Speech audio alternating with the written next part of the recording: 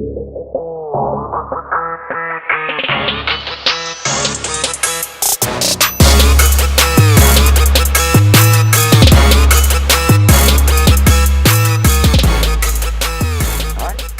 rocking. Hey, so Don Fletcher, welcome to the Gym Owners Growth Summit 2018. I want to thank you for being a part of this year's summit. I'm so excited for this conversation, especially. Thanks for having me. Excited to be here. So, Don, you are from MentalityWOD, mentalitywod.com. Explain to us, where did this idea for starting MentalityWOD come from? It came to me almost 8 years ago when I started to blend my passion for sports psychology and for sport performance. As I started to get more interested in the CrossFit community, a light bulb went off like, oh God, CrossFitters need this. So I just started to put tips on mental performance and mindset into a blog, and I posted every day for a couple of years until the website took off, essentially, and started to help more people. And from there, Mentality WOD was created. I want to get into the principles of MentalityWOD, but I think that there's a really interesting lesson for business in there. You said you're posting every single day for 2 years before you got any traction. Yep. And I think everybody listening to this is a business owner and has experienced that thing that you're talking about. What kept you going day in and day out? I made a commitment to myself when I first started. I knew I loved this. I knew the tips that I have shared had helped other people in the past and had helped the clients that I had been working with in fitness for years already. So if they helped somebody else or they had helped me, I knew they would help other people. And I stayed passionate about that fact, that truth, that if this information has helped me or has helped other people, I want to get it out there. The best way to do that was to make a commitment of some sort. And for everyone, that might look different. For me, I knew myself that if I went all in with it and made a big commitment, I would stick to it. And that would be the best way to see if it was something that was worthwhile. So I made that commitment. I decided to post every day, even on the days when I'm like, this might be crap. I didn't feel like it was maybe my best content. I still knew it was important for me to stick to my commitment. And that allowed me some time to see if other people thought it was helpful. And eventually they did. Don, I made mention of the guitar in the background off air. And I don't think many people know this, but my original career was actually in music. And so I still have a lot of friends that actually went on to become songwriters and things like that. And they always joke about the question they get asked is, when do you find inspiration to do your writing? And they always laugh and they say, well, you never ask an accountant, where does your inspiration for spreadsheets come from? And it's like, no, it's a job. You wake up and you do the work and that's it. And you get better and better. Some days it's crap, other days it's okay. So I just Absolutely. Absolutely. And you just keep doing it and you keep practicing it. For me, it was something that I was going to be doing anyways.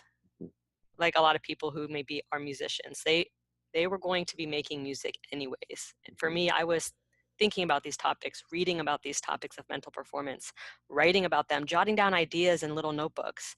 And I caught myself doing that. I'd been doing that already for years leading up to the start of the website when I decided, let's put it out there for other people too, instead of just in my own head.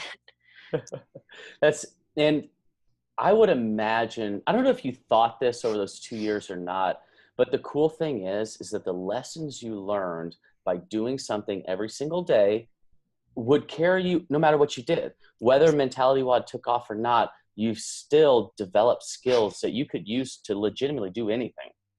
Yep, that's what I figured. Worst case scenario, I took on a challenge, learned some things about myself, and worst case scenario, the website would shut down and I would go back to coaching in a gym or doing something else. But I knew that I had to try. Hell yeah, Don. I love that. I love stories like that. That is so cool. So now let's back up. So prior to MentalityWOD, what were you doing? I had just finished my master's degree at San Diego State in kinesiology with a track in sports psychology. Upon finishing that, I was coaching at a CrossFit gym also training personal training clients, and just had a big question mark on what is this going to look like? What am I going to do with this degree, and how is this all going to merge together? So I just continued to follow my passions and use my gifts, and I knew that in some way or another, these passions would all combine, and they did. So, Don, right now you have a captive audience of thousands of gym owners right now. And so I think this is the first time in the summit that we have had this question. As somebody who coached at a CrossFit affiliate, and now you've got all these thousands of gym owners, what is something you would love for them to know from the coach's perspective to the gym owners out there? Do you have any bits of advice or just something that you're like, oh, I wish that all gym owners would know this thing? I guess what would be most helpful for gym owners to know is that if a person wants to coach at your gym, they likely care about your gym and your business almost as much as you do. So allow that person to delegate to that person, allow those people to take almost bigger positions in your gym, allow them to do more for your members, and give them more reins to help you as a gym owner. Because most people don't get into CrossFit coaching for the money, obviously. They get into it because they're passionate and they want to learn and grow and help others. So use those people in your gym, those coaches in your gym, and help them take on even bigger roles so that you can, as a business, be even more impactful. Bravo, Don. Do you want just about 18 minutes ago, Chris Spieler said the exact same thing that you just said. There must be something that must be best practice. So. I guess so. Why do gym owners want to have such a tight rein on things? I don't know. I get it. It's a baby. You've bled for this thing. But right. Seriously, send that kid to kindergarten already. I know. I do understand it too, because I have never personally owned a gym. It wasn't my vision for myself. But having worked in a lot of them and helped a lot of gym owners, and I still work with a lot of coaches and gym owners, I get it. It's something that you've always wanted to do. You may have left your other job or made a lot of choices and changes in your own personal life to create this gym that is essentially yours. So people hold very tightly to all of those decisions, and sometimes it ends up, kicking them in the butt. Yeah. I like it. Don, okay. Speaking of gym owners, something that we are all terrible at, time management. Let's talk about it. Golly. What do you think of this is the top mistake people make when it comes to time management? Because I am obsessed about this stuff. I guess the mistake of being reactive versus being intentional with how you're budgeting or allotting your time. I think that's the biggest mistake we all make, and it's a really challenging habit to break if you're not aware of it. Give us an example of a reactive use of time. All right, so for the next hour, I plan on doing programming for my gym, right? I sit down at the desk, open up the computer, start to do Monday's programming. Within 10 minutes, a message pops up on my screen, or a noise goes off in my pocket, or someone comes in the office, and my attention is scattered. I go from intentionally sitting down to do programming, the one task for that 1 hour that I've allotted, to being reactive to all of these stimulus that may present themselves as urgent, but they simply are not at that time. Don, thank you. I love how you're all fired up about this. Well, no, this honestly, this is the one thing that I see, because we do a lot of corporate wellness stuff, and I talk to people about stress all the time. I work with my coaches on time management. I've talked with 1,200 gym owners about time management, and this piece right here, what you're saying right now, it will revolutionize the way that you manage your day. Just this one tiny piece will change everybody's life. I agree. And there's some simple things that you can do to help you, because we are naturally distracted humans. Mhm. And we are in communities, especially in CrossFit, where there's a lot of driven A-type personalities around us, want to get shit done.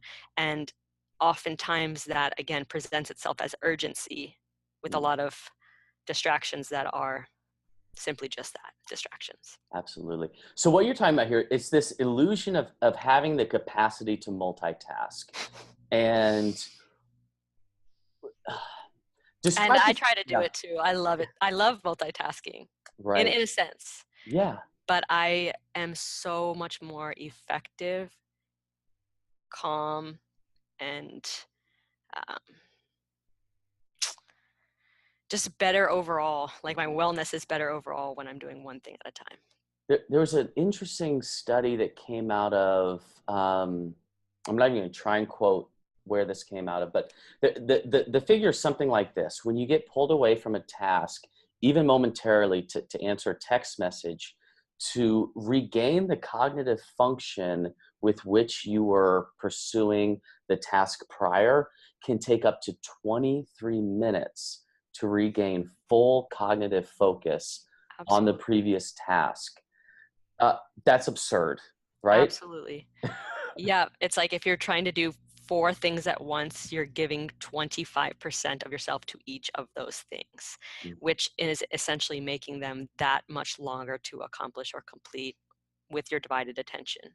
And not, again, only that, but then think about the ramifications that has on your overall well-being over time. For real, the amount of stress that you feel as a result of that. We'll do this thing that sometimes if I have somebody that's working for me and they are feeling, they're just like, I just feel anxious. I don't know why. 99% of the time, we'll look at their day. We'll be like, okay, well, what tasks did you complete in this time? And it's a minimal amount of tasks. It's actually the number of checklists that they did maybe accounts for 90 minutes of work, but spread out over a full work day. But this feeling of anxiety is simply distractions, not the number of things on your to-do list. Absolutely. So, I 100% agree. so let's give some tangible takeaways here for the time management piece, Don. What Cool. are some things, everybody watching this right now, what can we do to be less anxious and more proactive? Well, let's go back to that example of sitting down to do programming for 1 hour. Yeah. Say you have allotted, it's 9 a.m. till 10 a.m. for you to do programming, and you're going to do as much of the week's programming in 60 minutes as you can. I actually like to look at tasks as how much time am I going to give to that task instead of the task at whole. Because oftentimes when we have a big checklist of things to do, it looks and feels very overwhelming because something like doing your taxes is overwhelming. But if you allot from 9 to 10 a.m., I'm going to get as much done with my tax preparation as possible. That's a 1 hour allotment you're giving to that task. It's a lot more manageable. And you might not get that far, but you might collect your paperwork, start to organize some things, shoot out some emails, and you feel much better when you're done with that hour of allotment that was given to that task. So that's a simple way you can organize instead of just by looking at to-do lists and tasks. Decide how much time you're going to give to the things that are important to you that day and plan that ahead of time. Mm. Okay, so back to the programming example. First thing you do is eliminate as many other distractions as possible. For example, shut down all other windows on your computer, put your phone on airplane mode, maybe close the office door, clean off your desk. Those simple practices that you can do to clear your head and clear your space. Then actually set a timer. I just push the Siri button, set timer for 1 hour, or on your computer, a timer tab, 1 hour, countdown, and you do the task. You practice single tasking and to the best of your ability, get as far as you can in that hour. So a couple of simple things you can do to make it less likely that you will be distracted or get caught up in something that for that time isn't what you had planned to do. Don, I am looking at, so I'm playing the role of somebody watching this right now. But Don, I have 80 things on my to-do list today. How am I ever going to get an hour to each of those 80 things on my to-do list? Talk to me about the list maker. There's a lot of people that just love to check stuff off a list. How do we Oh, me rethink too. our to-do list? Me too. Me too. Uh, there's a lot of different systems, but essentially playing with it until you find a system that's helping you feel less stressed and feel like you're productive with your time. And so starting out every day, hour by hour, pre-planning your day based off of what's most important to you. First and foremost is what I call the non-negotiables. It's the personal health pieces that you actually plan into your day. What are the 2 or 3 things that you know you can do every day that are going to help you, that are going to have everything else in your day go better, right? Most people are going to say similar things. Maybe it's some quiet time in the morning, whether that's time with God or meditation or making a list or reading. It probably involves working out, and then it probably involves something else like leisure, fun, play, downtime, whatever. So actually putting those into your day first as the non-negotiables, things that are going to help you take care of your health. From there, it's the important meetings or classes you're coaching or the things that you have already scheduled in your day. And after that becomes the quote unquote to-do list items. I always suggest pick the 3 major tasks that you want to give time to that day. Mm-hmm. And then actually plan the amount of time that you want to give to those tasks in your day. Most gym owners like myself, business owners, every day is different. So there is a little bit of ebb and flow, but to create some practices that allow you to feel like you're in a rhythm throughout your day. Mm-hmm. Mm-hmm.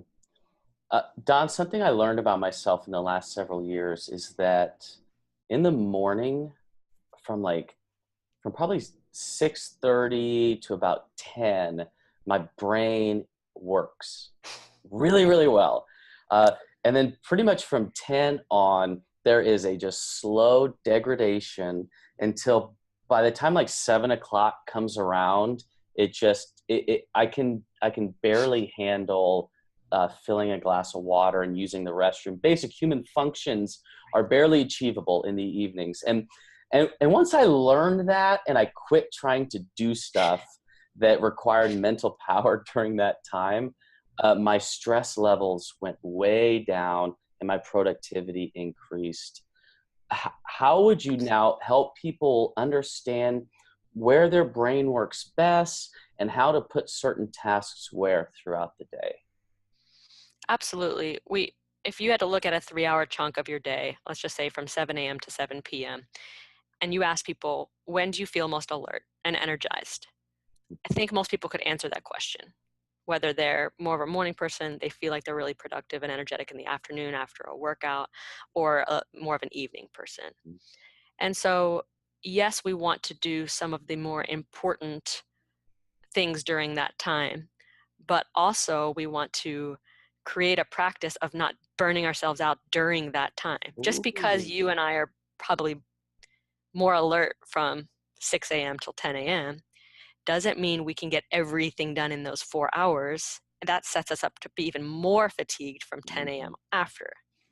We pick a couple of, again, priorities for that day, for that time. And sometimes it's better off giving our energy to something like our relationships, not necessarily our business or our work. Sometimes it might be better spent during that time to use that for service work, volunteer, giving back, helping others out. But I think we typically look at that as a selfish time because that's when we're most energetic. What can we do for ourselves or our business? That it also might be a good time to look outside of yourself and use your energy for something else that could be more important during that time. Don, that's a dagger to my heart. I'm feeling that one. I'm just kidding. I Well, appreciate it's that. just something to think on because I'm the same Yeah. as you. I'm like, wait, if everything in my life is better between 6 a.m. and 10 a.m., that means I want to work out during that time. I want to spend quality time, quiet time with God. I want to do all of my business things that time. I want to attack everything on my to-do list during that time. Again, I'm like, well, wait, what gets priority if my energy is high during that time? Mm-hmm. We have to decide, again, our time is Our time is a finite resource. Yeah, I hear my wife right now. I need to give her some of that morning That mat. might be a great time for coffee and chatting about things, connection, whatever. Yep. I love it. Great note, Don. Thank you. Okay, I want to move on. Let's talk about stress. So I just finished reading Viktor Frankl's Man's Search for Meaning, and in it he says that stress or misery it's like a gas. When it goes into a container, it has the tendency to fill the entirety of that container, which is I think a great image to hold. And I'll tee it up like this. We had an intern in the gym this summer, and I mean, God bless her soul. You know, she's taken like 16, 17 undergraduate college hours, no job after classes kind of thing. And she comes in and she's like, oh, this life is so stressful as an undergraduate student taking 16 hours. And your inclination is to be like, well, this is what everybody around her is doing, is being like, yeah, you have no idea what it's like. I wish I could go back to that because that sounds amazing. But from her perspective, Right. the amount of stress of those 16 undergraduate hours has completely filled her container. And probably for all of us, that's whatever Absolutely. stress is in our life, no matter how small or great, has completely filled our containers. How do we begin to reframe our stress in a way that makes it somewhat more manageable? I love that question and topic. And totally, how we perceive and feel stress, we can't assess that for somebody else. And Mhm. everyone is impacted differently at different points in their life. First and foremost, our perception, I would say, is to be able to look at every stress that we're experiencing as an opportunity. And simply, a very easy practice you could do would be write down all the stresses you're experiencing. Right? It could be financial, relationship, whatever, classes. You write down all the stresses you're experiencing and then draw an arrow and write down where is the opportunity within that stress. Let's say it's financial stress. You say, maybe this is an opportunity to get reorganized, to commit to some systems, to budget. Maybe it is an opportunity for me to go out and get another job and see if I can um, mitigate a little bit of this Mhm. stress. So for every stress, there's an opportunity. And sometimes the opportunity is just in asking for help, practicing asking for help, practicing delegating, practicing managing or creating systems. There's always an opportunity within every stress. And I think when you can begin to look at stresses like that, it it doesn't change the stress itself, but at least opens our eyes that there might be something that we can proactively do here to help the situation. Yeah. What I like about that is that we can use our understanding of exercise science. It's the same language, right? It is stress plus supercompensation. We know that that's how you get fit. And in a way that, or not in a way, almost exactly, without the stressor, without that little piece of sand, there is no pearl. And similarly, I would say how in physiology, if you're constantly stressing yourself with a workout and there's no recovery, then you're Absolutely. actually less fit by working out. It actually has the opposite effect. So Absolutely. what should be some? So I know that like if I go to work out, I'm going to work out here in about an hour. If I go to work out and I'm feeling sluggish and tired and I didn't sleep well last night and I'm feeling abnormally sore from yesterday's workout, that's going to be an indicator to me to maybe either not work out, change the weight that I do, adjust the intensity and things like that. Absolutely.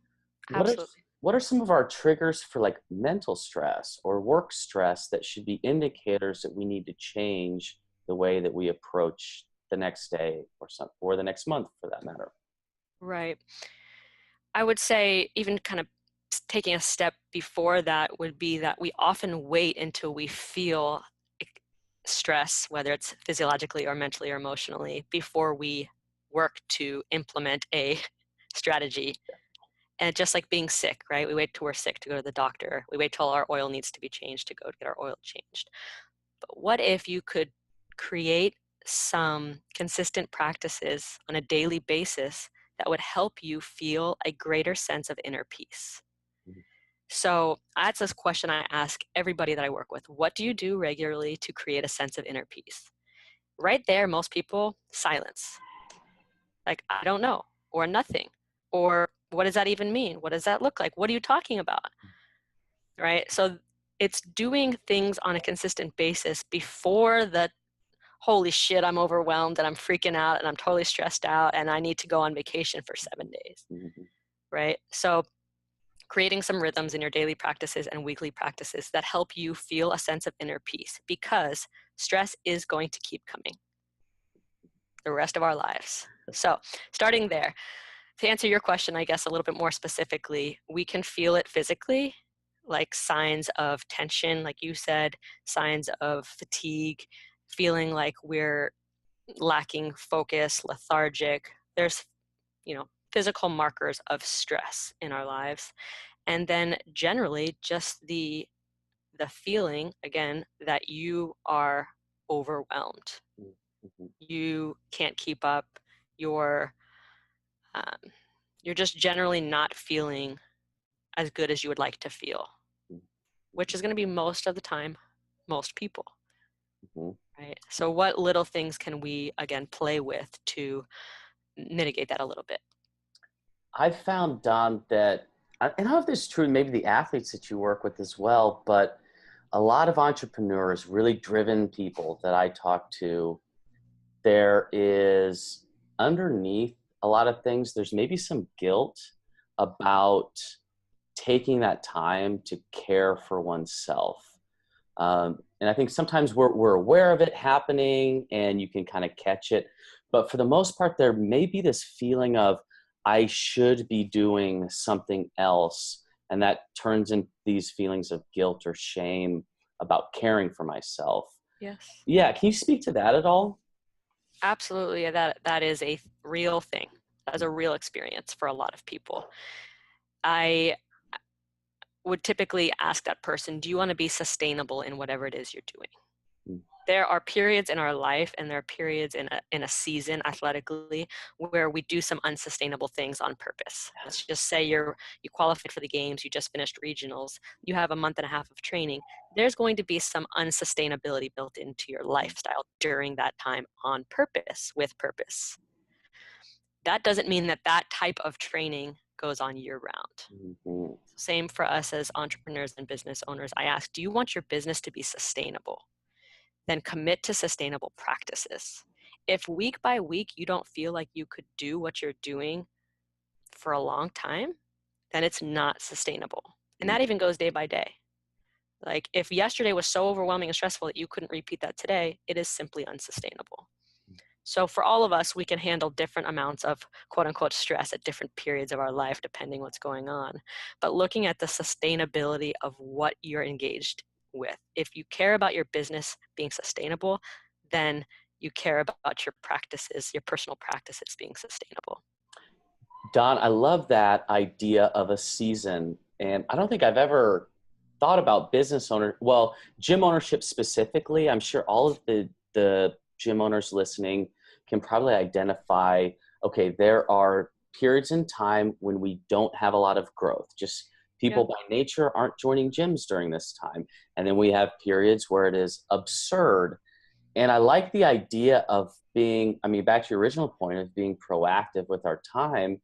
I'm sure we could identify seasons to where if I'm going to tweak some systems or I'm going to Right. hire some people or do some Right. more advanced training, we could probably pick the times out of the year that we would do that. Wouldn't you say? Yes, absolutely. And again, recognizing if you're in a point of unsustainability because two coaches just left, you're picking up more classes, you have an online special going on, so you're getting more walk-ins, you can recognize that season is unsustainable. Decide how long you're going to allow that to last. It doesn't mean that it's just indefinitely unsustainable. And that's what people do. They're like, oh yeah, just deal with it until it gets better. Well, no, by 2 weeks, I have 2 hires, I've outsourced this, I turn off the promotion, I make those, again, like you said, intentional choices before it just takes control of you and your life and your schedule. I like that. This is not, this may be a little off topic from what we've been talking about, but it's something that popped into my mind, Don, that I imagine you can speak on. Uh, with athletes, I've noticed that there's an athlete wins something that was their goal, right? And for maybe I want to get to regionals, for example, or you know, I've worked with some athletes where they wanted to like win a Golden Glove. I won my Golden Glove. Now I want platinum. You know, and it's this idea of like, I got the thing that I wanted and I immediately want the next thing. I got 100 members. Now I want 200. And it just is never, it's a weird thing.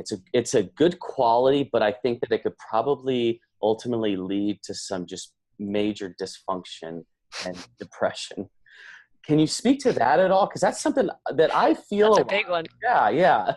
Sorry, I didn't mean to spring that on you, but I just, Okay. your conversation just, jogged that thought. Right. We all seek accomplishment and achievement and success in that way, that what we're giving our time and our energy to is paying off. So we want markers to identify that, whether it's regionals, 100 members, you name it. We like to know that what we're putting our energy into is benefiting us in some way or others in some way. So we create markers and goals for that. In that way, it's easy to put our joy or meaning into markers, which will never pan out, right? Essentially, I'm hoping that when I get 100 members, I will be happy and content. Well, you won't be. And it takes some trial and error in order to see that in your life. I have experienced that. I'm sure you've experienced that. People with some experience in their field have experienced that. We chase certain achievements, we accomplish them, we aren't fulfilled, we plan another one. And you can go on that for a long time until you recognize it's unhealth, I guess. Yeah. Right? Like, this isn't working, it's not serving me, and it's probably affecting those around me as well, because I'm just chasing, hoping for fulfillment that's down the road. So when we can recognize that, or maybe learn from others, which would be helpful, hence why we're talking about this to other coaches and box owners, we can start to look at setting goals, but then looking about how is me going after that goal of getting to regionals going to benefit me in my life and those in my life? How is the process of going after getting 100 members going to benefit the gym culture and my coaches and the coaching staff and my significant others who's bought into this journey with me? So creating the goals, yes, but looking at how is the journey and the process of going after that goal going to be the overall benefit to your situation. The achievement is just icing on the cake. If it happens. If it doesn't happen, you've gained a lot of positivity along the way. One thing that keeps sticking out to me in your answers, Don, is relating it back to other people in your life that you care about. I know personally, I will let myself down, Right. 1,000 times before I'll let my wife down, the people that work for me, those kinds of things. So that idea of pulling those people into that process or that journey, I see as crucial, as a crucial motivator. It's just such a cool perspective. I love it. Cool. Awesome. Let's move on to habits, Don. Speak about this with your athletes. What are some things related to non-training that you encourage your athletes to do on a regular basis? Restorative practices, we'll start there. Anything that helps that athlete feel more rejuvenated and restored. So we start by make a list of 20 things that you can do that help you feel more restored. Everyone, it's a little bit different, but each individual can identify what are some of those things, whether they do them or don't do them, that they know help them feel more restored. Implementing those into their daily practices and weekly practices to offset the intensity in which they are training. Obviously, in order to give that high focus and high intensity to 4 to 6 hours of training a day, you have to be able to have that amount of fuel in your tank. So how are you filling that up outside of training so that you can give your all to what you care about most, which is training to compete at the highest level? Give me an example of I think restorative practice and it feels almost overwhelming. I'm like, oh, do I need to be like meditating and floating while sitting cross-legged and have this out of body experience? I mean, we're so competitive. It's the most absurd thing that like I want to be competitive with mindfulness. I'm going to be I the know. best person. I don't. I know. It's crazy. And those things like floating, for example, or going to a yoga class could be more intermittent. They're not likely something that someone's going to do every day, Mhm. right? Like, well, let's be realistic within the confines of your schedule and your energy, what you can actually give more to. But the goal is to, again, in a simple way, in a strategic way, create some rhythms into your day that help you feel more restored. That could look like 10 minutes of reading in the evening. Okay. At 9 o'clock, I turn off the technology and the phone and everything, light a light candle in my room, and for 10 to 20 minutes, read. Just read, then blow out the candle, go to bed. Right? That right there, 10 to 15 minutes replaces on the phone, scanning, doing something else, uh, rushing around for the next day, whatever those other things might be that are definitely not helping you be more restored. Mhm. So beginning to exchange some unhelpful practices for some more restorative ones, and that could just look like 10 minutes at different points in your day. Yeah, I found, especially with business ownership, there's never I find there's never a task that's just done. You know, it's like improve your systems. Okay, I'm done with that. Good. Yep. See you in 10 years. Yeah. I Um, thought that would be nice. yeah. So in a weird way, I found that my restorative practices have become HelloFresh meals. It's the most Yep. ridiculous thing, but I'm like, oh, it's step by step, and somebody's telling me what to do. There's a beginning and an end, and I clean up, and it's done. Yep. I never thought that would be as. I But never isn't thought. that cool? You enjoy that time you're doing that thing, and it's not taxing you in any Mhm. way. Yeah, It's not pulling from your energy stores, yeah, right? it's so true. It's like, how often during your day are you doing something that's not actually taxing you? Mhm. And when we look at high performers and people who are high achievers in business, they're typically engaging in things that are taxing them all day long, Yeah. emotionally, mentally, spiritually, physically, you name it. It's like, when are you doing something that's not only not taxing you, but that's actually putting fuel back into your tank? When you finish it, you're like, I feel good. I feel better. That was fun. That was cool, whatever.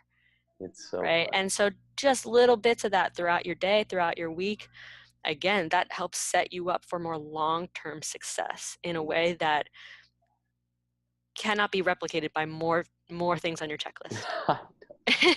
So true. Don, the idea of what is your morning routine? Like, it's this question now that we see it on every single podcast. Somebody asks it. Anytime somebody interviews a high achiever, they ask them that question. So this is becoming a part of our sort of common vernacular morning routine. What is this as important as it seems to be out in the world, and why or why not? In my opinion, yes, only because I have experienced success with it, and so have a lot of the people that I work with. It, again, has more to do with the overall rhythms that you are putting in place for yourself intentionally. Instead of just waking up and being reactive, you wake up and you grab a phone and there's two messages and someone needs something, and all of a sudden you're just boom, you're reactive. You start your day off reactive, which means you're going to continue to most likely flow in reactivity. So if you start your day off intentionally from the very beginning, it could look like 2 minutes. Mm-hmm. Open your eyes, breathe slowly for 2 minutes, smile, get out of bed. Mm-hmm. That is intentional. And again, if you can create that from the start, it may be more likely, not necessarily, that you're going to implement some more intentionality throughout your day. But I believe it's powerful, and also just as powerful to do things like morning routines at different points in your day if that suits you. But Mm-hmm. definitely starting off your day on the intentional footstep instead of the reactive footstep. So that I understand, because I really want to grasp this idea. So I'll give you an example. Yeah. So, like you said, you wake up and I see that I have 5 emails and 6 voicemails. So that morning routine is not necessarily the things that I'm doing, but it's the choice that before I react to this stuff, I know that it's here, but I'm going to do these things for Yes. me or those around me before I get to them. Is 100%. And even the suggestion to everybody, if you care about your business or you care about your athletic growth, to turn off every single notification on your phone for a minimum of 2 weeks to see what happens, including phone calls and messages. Every single notification off on your phone so that you actually are only checking those things when you so choose to, as opposed to being reactive to the red circles or the noises. Practice. Just actually, I check my email. Say you check it 3 times a day. It's a really good goal: 9, noon, and 5 o'clock. After checking your email, you log out of your email. After posting on Instagram, say your goal is to spend 20 minutes total a day on social media. Set timer for 20 minutes, get on Instagram, post, check a couple things, respond to a couple things. Boom, 20 minutes is up. Log out of Instagram. So these practices that you can play with to help you be more intentional and less reactive throughout your day. But bottom line is we're not going to be able to shut off all distractions. Like you said, we might notice something is there, like, oh, I need to clean my room, but I'm going to choose to do this right now instead, because that isn't something that's urgent. It's important, but I have committed myself to this certain task for this period of time. I like that, Don. That's such a great, because really, most of the anxiety that I will feel is knowing that there's a certain email in my inbox, and I know that I'm eventually going to get to it, but I'm just waiting for my time when I do Me email too. twice a day personally, Yep. and it's, but I don't want to know that it's there You know. because that's not going to change anything. Me Knowing that too. it's there. I do not like having stuff on my. I have like a under 10 inbox rule. It's always under 10. But then you can become so glued to that commitment that, again, it's pulling from your ability to be present in whatever else you're doing. So what do you do as an individual who might have that tendency to want to get it all done? Is you practice sitting in that discomfort and actually put it off on purpose. Like, I'm going to leave dishes in the sink on purpose as a way to train myself that that doesn't need to be done right now. But that's because I'm not typically a messy person who leaves stuff out. That's because I have to clean up everything before I do the next thing. So let's practice knowing our own tendencies and actually working with them to challenge ourselves. Hey, it's going to be okay if that email sits there for a day. And if that's hard, try 2 days. And stretch yourself in a little bit in a way that you don't become so, because I'm the same way. And I've been working against my tendencies for a long time now. And I become more and more aware of, wow, that's like, you're too obsessed with that thing. Let's work on that practice by doing the exact opposite. Like shutting down your computer when there's like 4 people that are asking for something. Shut it down. I'm going to go surf for an hour. Just literally to practice that. Mm-hmm. You're making a lot of gym owners right now feel squirrely, Don. They're like, oh, we're never going to succeed in business. We're just going to be hanging out, relaxing, meditating, surfing.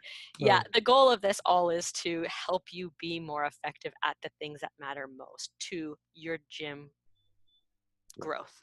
And 100%. not the other things that we often get caught up in that simply aren't urgent to the day's priorities.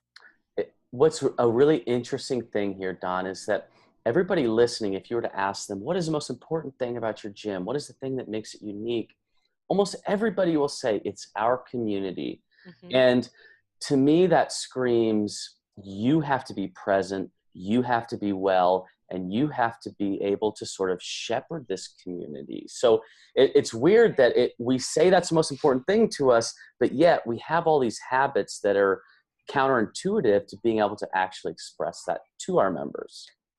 Right. And that's why something like a mission statement and some values are so important to create and establish, because each day you can ask yourself, are the priorities that I'm giving my time to in line with this vision? And if your vision and your values are community, which most of them are in CrossFit, like you said, then what can you do to help yourself give in an even more meaningful way to the people that you're in front of right now? Mhm. Right? How can we set ourselves up so that when we're engaging with people, we are fully giving ourselves to them in the best ways that we can to serve them well, because that is the biggest value in our company. So how do we not get caught up in the other bullshit in order to allow ourselves the space to be present with the people that we're in front of?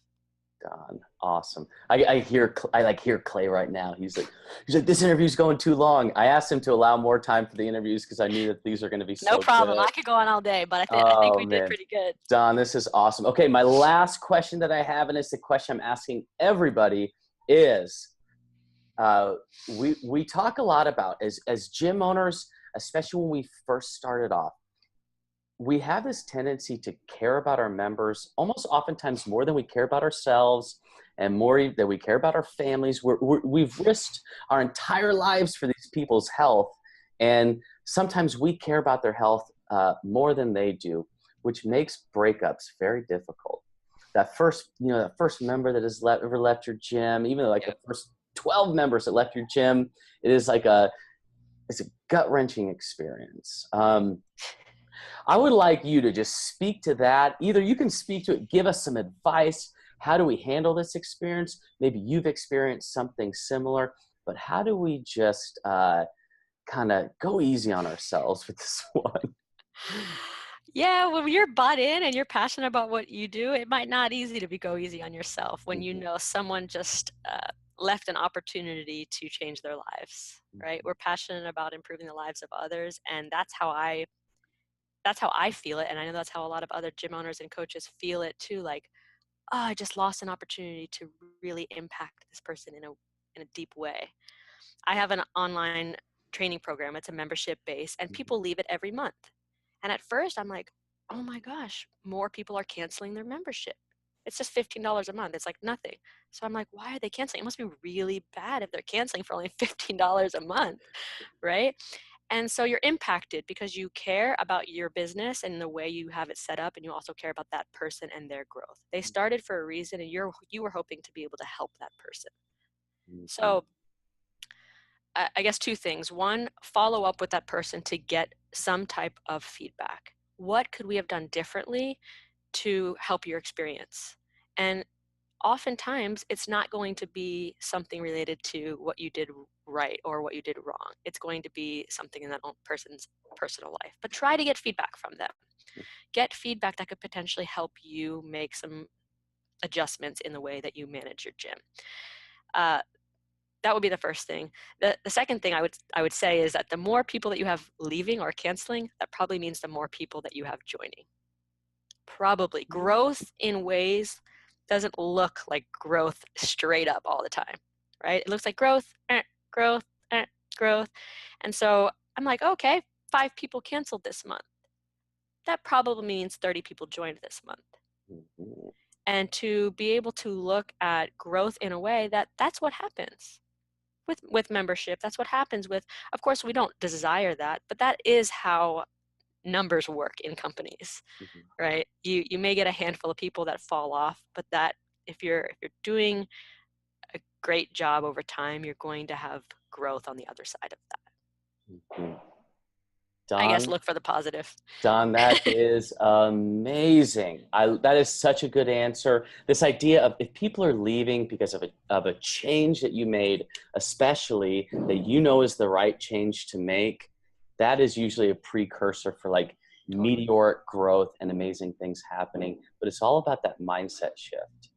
Absolutely. I mean, if people stop doing the open this year because they're pissed about CrossFit Games changes, I can guarantee it triples in participation next year. Exactly. Dawn Fletcher, mentalitywod.com. Go check it out. She's got an online program that I was kind of playing around in here just now. So check it out. mentalitywod.com. Up at the top, the online program. You can get an overview there. There's a little summary video at the top that looks super legit. Don, I have a feeling we'll be doing another one of these again sometime, because this was just such a great note. Cool. It was great to talk to you today, and hopefully some people got some takeaways. Awesome. Thanks, Don. Thank you so much, Matt.